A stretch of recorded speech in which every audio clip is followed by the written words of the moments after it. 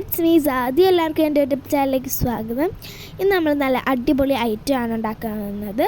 മുട്ടയും പപ്പടവും വെച്ച്. അതിന് വേണ്ടി 2 മുട്ട നമുക്കൊന്ന് ബോയിൽ ചെയ്തെടുക്കാവേ.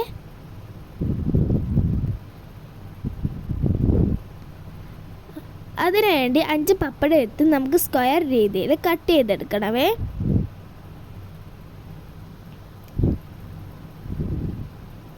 അതിനുശേഷം ചീനിച്ചട്ടി അടുപ്പത്ത് വെച്ചിട്ട് കുറച്ച് എണ്ണ ഒഴിച്ചിട്ട് നമുക്ക് ഈ പപ്പടം ഒന്ന് വറുത്തെടുക്കാവേ.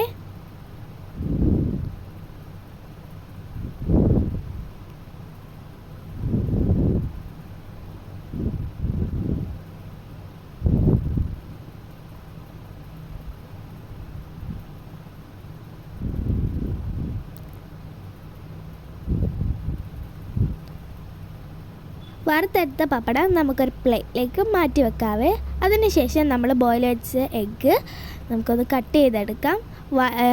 യെല്ലോ മാറ്റിയിട്ട് എഗ്ഗിൻ്റെ എന്നിട്ട് വൈറ്റ് മാത്രം കട്ട് ചെയ്തെടുക്കാവേ.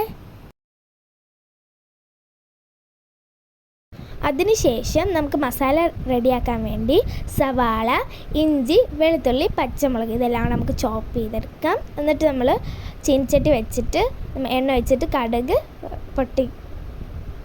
ഇതെല്ലാം കൂടെ ഇഞ്ചി വെളുത്തുള്ളി ഇതെല്ലാം കൂടെ ഇട്ട് നമുക്കൊന്ന് വാട്ടിയെടുക്കാവേ.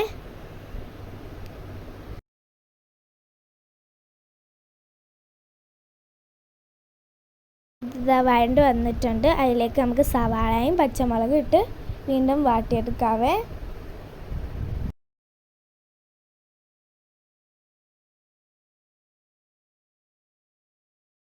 അപ്പോൾ ഗൈസ് അത് കഴിഞ്ഞ് കുറച്ച് ഉപ്പ് ഇട്ടിട്ട് നമുക്ക് വീണ്ടും മിക്സ് ചെയ്തെടുക്കാവേ.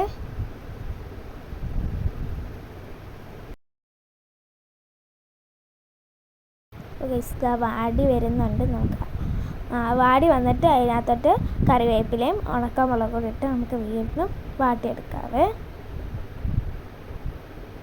അപ്പോൾ ഗൈസ് നല്ലപോലെ വാട്ടി വന്നിട്ടുണ്ട്.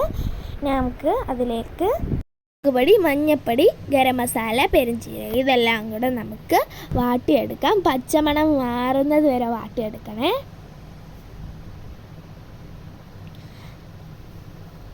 പിന്നെ അതിലേക്ക് കുറച്ച് മുളക് പൊടി ആഡ് ചെയ്ത് കൊടുക്കാവേ.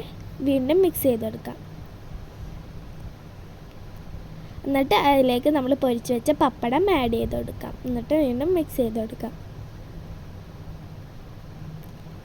എന്നിട്ട് വീണ്ടും നമ്മുടെ എഗ്ഗും നമ്മൾ ചെയ്ത് വെച്ചിരുന്ന എഗ്ഗൂടെ ബോയിൽ ചെയ്ത് വെച്ചിരുന്ന എഗ്ഗൂടെ ആഡ് ചെയ്യാവേ.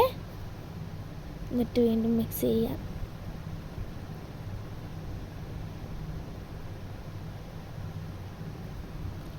അപ്പോൾ അതാ നമ്മുടെ മുട്ടയും പപ്പടം വെച്ചുള്ള നല്ല അടിപൊളി കറി ഇവിടെ റെഡി ആയിട്ടുണ്ട്.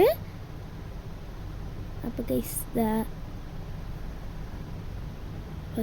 ഞാൻ ചോറിൻ്റെ കൂടെ കഴിക്കുവാണ് ഈ മുട്ട ഇതായിട്ട്.